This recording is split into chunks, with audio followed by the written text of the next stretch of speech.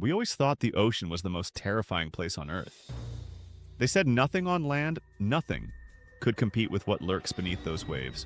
Great whites, giant squid, box jellyfish, blue-ringed octopus. The ocean had a resume that made every other ecosystem look like a kiddie pool. And then, we came here, to the Amazon, and we found her. And I gotta be honest with y'all right now, I have never in 15 years of wildlife filmmaking been more terrified of anything in my entire life. Not the ocean, not a shark, nothing. What is UP? WildEhoTales.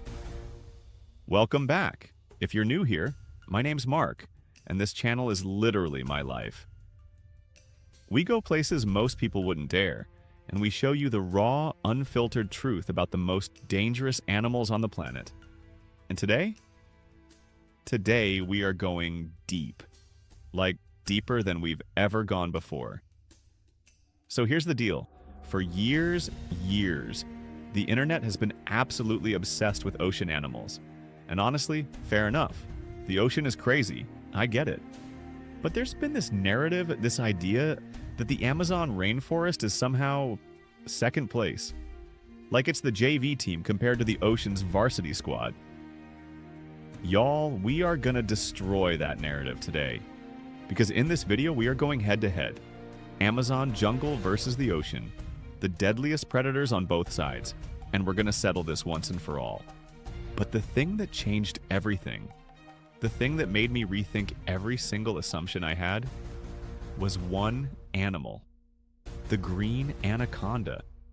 And I'm gonna tell you right now, stick around till the end, because what we filmed, what actually happened when we got close to this thing, you are not ready. Real quick, if you're not subscribed yet, just tap that button right now.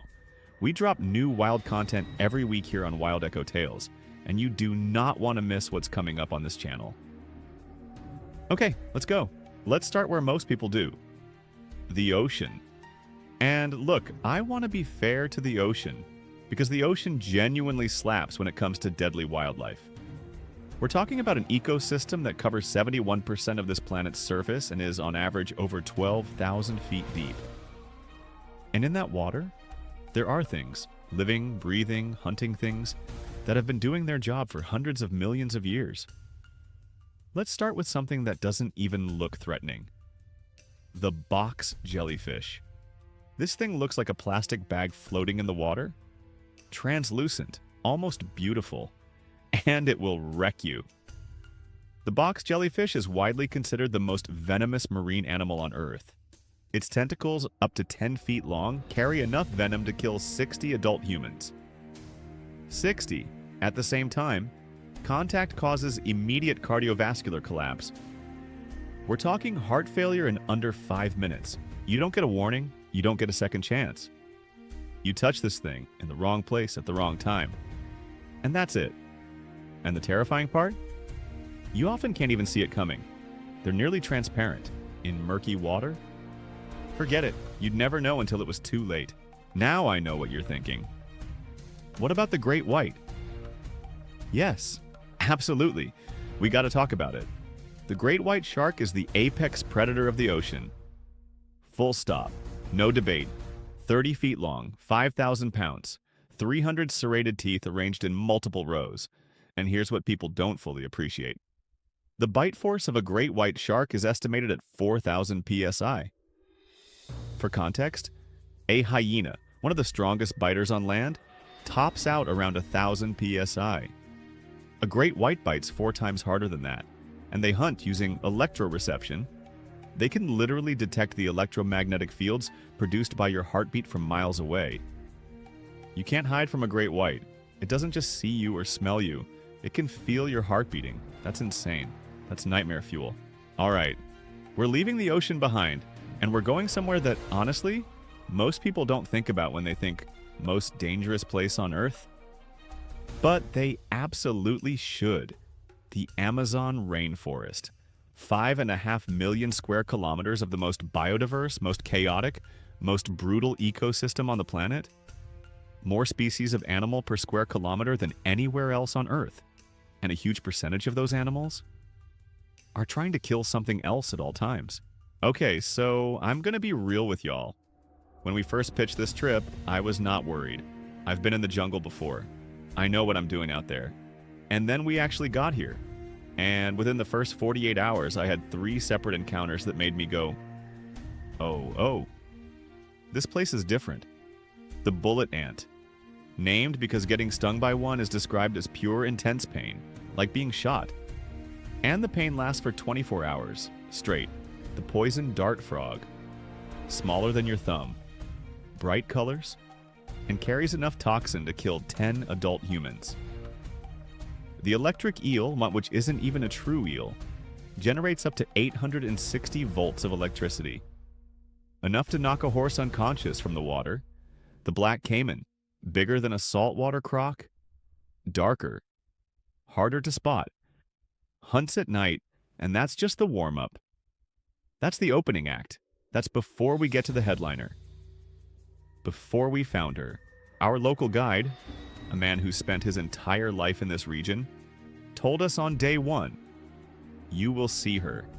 She uses this section of river. She has been here for years. He said she with this kind of reverence, like he was talking about someone he deeply respected and deeply feared. I remember asking him how big she was, and he just kind of smiled and held his arms out wide. Way wider than I expected. And then he shook his head, like even that wasn't enough. I laughed. I thought he was exaggerating. I thought, with respect, it was a local legend thing, you know, like a fish story. Y'all, I was not prepared. Before we get to the encounter, you need to understand what we were dealing with, because most people have heard of anacondas. But most people don't actually know anacondas. And once I tell you what this animal is capable of, on a biological level, you're going to understand exactly why it stopped me dead in my tracks.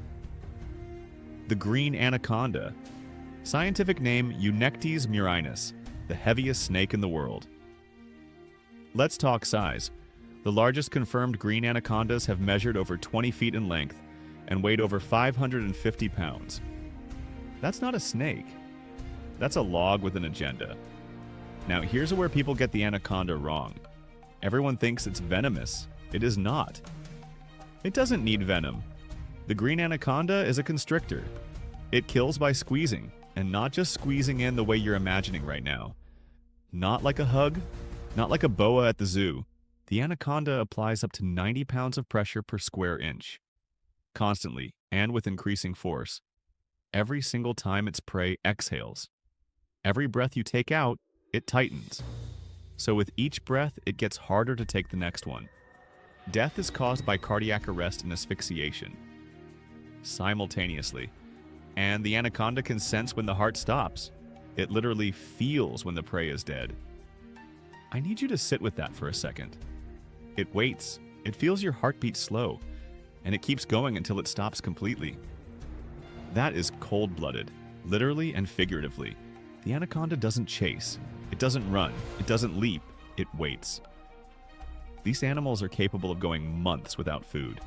They have a metabolism so efficient that a single large meal can sustain them for over a year. So they just sit in the water, nearly invisible, waiting for something to come close enough. And here's the thing that messed me up the most. They hunt in the exact same murky, dark, brownish water that you'd be wading through to explore the Amazon. It's not like they're in some obviously dangerous-looking environment. It looks like any other stretch of river. Calm. Still. Beautiful even. And then the water explodes. Now let's talk about how the anaconda actually finds its prey. Because this is where it gets genuinely scary. Anacondas have heat-sensing pits along their lips that detect infrared radiation, meaning they can sense the body heat of a warm-blooded animal in total darkness through murky water from several feet away. They also use their tongue to collect chemical particles from the environment, smelling in 3 dimensions through an organ in the roof of their mouth. And they feel vibrations through the ground and water via their jawbones and belly scales. Heat, smell, vibration. In total darkness. You are not hiding from an anaconda. It already knows you're there. That's the part that got me. When we were out there in the water, knowing this thing was somewhere nearby, and our guide told us it can sense our body heat and feel our footsteps, I audibly said, "Oh no," and that's on camera. You'll see it. Let's address the elephant, or rather the anaconda in the room. How big can they actually get? The largest scientifically confirmed anaconda was just over 17 feet and weighed around 215 pounds. But, and this is a massive but, local communities in remote Amazon regions consistently report encountering anacondas in the 25 to 30 foot range. Sometimes larger. Are these exaggerations? Some probably are, but here's the thing. The Amazon is so vast, so remote, and so unexplored that scientists genuinely cannot rule out the existence of anacondas significantly larger than anything officially recorded. The forest is 5.5 million square kilometers. We've explored maybe 10% of it in any serious scientific capacity. So when our guide told us the one we were tracking was very large, I believed him. I had to. All right. So now you know what we're working with. You know the ocean's best. You know the anaconda. Let's actually break this down. I'm going to go through 3 head-to-head matchups, and I want you to guess before I give you the answer. Matchup 1. Anaconda versus great white shark. Now obviously I see different environments. Shark lives in the ocean. Anaconda lives in the river. They're never actually fighting, but we're comparing threat level to a human in their respective environment. Great white shark. Top speed of 35 miles per hour underwater. Bite force 4,000 psi. 15 confirmed human fatalities per year on average. Green anaconda. Constriction force 90 psi per square inch across the entire body. Near zero flight response. No recorded human fatalities in modern documented history. Wait, hold on. Did I just say 0 fatalities? Yeah, I did. And that's not because anacondas can't kill a human. It's because historically in the regions where they live, people know to respect them. And the anaconda, typically, is not interested in hunting humans. We're not their prey. But here's the wild card. Typically is doing a lot of heavy lifting in that sentence. Matchup 2. Anaconda versus box jellyfish. Box jellyfish kills through venom. Instant. Invisible, you'd never see it coming. Anaconda kills through mechanical force. It has to physically get to you and then maintain contact. From a pure lethality standpoint, the box jellyfish is arguably more dangerous to an individual human, because you literally cannot fight it. But from a psychological fear standpoint, from the sheer primordial terror of being in the presence of an apex predator that is looking at you, nothing touches the anaconda. That's the thing. The anaconda doesn't just kill you. It makes you know it could kill you. And somehow that's worse. Matchup 3. The Amazon ecosystem versus the ocean ecosystem overall. Ocean. 3,500 plus species capable of injuring or killing humans. Covers 71% of Earth's surface. Contains the deepest, darkest, most unexplored territory on the planet. Amazon. Over 10,000 species yet to be formally classified by science. More species of venomous insects than any other ecosystem. Contains pathogens, bacteria, parasites, fungi that can kill you in ways that are genuinely hard to categorize. Here's the thing, people forget about the Amazon. It's not just the animals, it's everything. The water, the plants, the insects, the fungus, the bacteria. It's like every single element of the ecosystem has evolved for thousands of years specifically to be hostile. The ocean is dangerous, but the Amazon is comprehensive about it.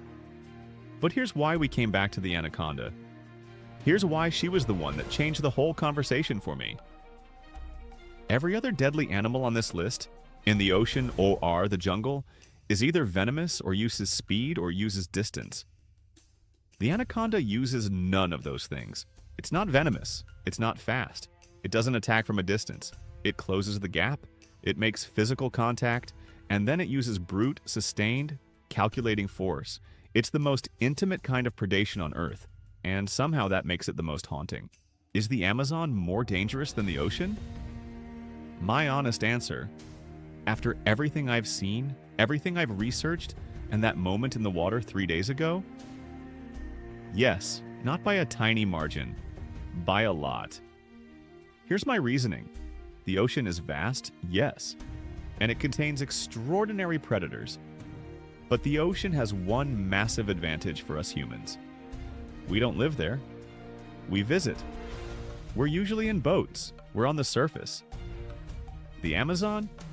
You are on the ground, in it, surrounded by it. You can't separate yourself from the ecosystem. The threats are above you, in the canopy. Beside you, in the undergrowth. Below you, in the water. On your skin, if you're not careful. And leading all of it, presiding over all of it, is something that looks you in the eye and decides. That anaconda didn't attack us, and I'm grateful, genuinely. But what stayed with me, what I keep coming back to, is that she could have. And we would not have won that situation, no question. Okay, one more thing, because I couldn't end this without telling you this. After we filmed the encounter, after we were back on dry land and I was processing what just happened, our guide told us something I want to end on. He said, the anaconda we encountered, the one we filmed, has been in that section of river for over a decade. Local families know her. They've named her. She has never, in over 10 years, attacked a human. But there is a reason they named her. They call her Mãe das Águas. In Portuguese, that means Mother of the Waters. Because in the local belief, the anaconda doesn't just live in the river. She is the river. She is the guardian.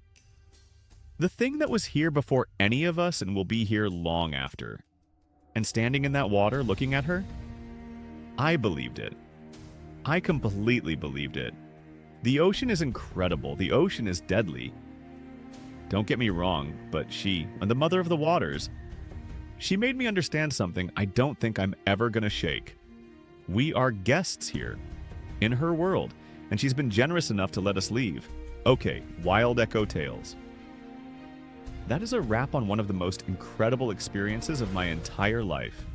If you watch this whole thing, first of all, thank you. That genuinely means everything to us. Second of all, you just proved you're exactly the kind of person who belongs here on WildEhoTales. Hit subscribe if you haven't already.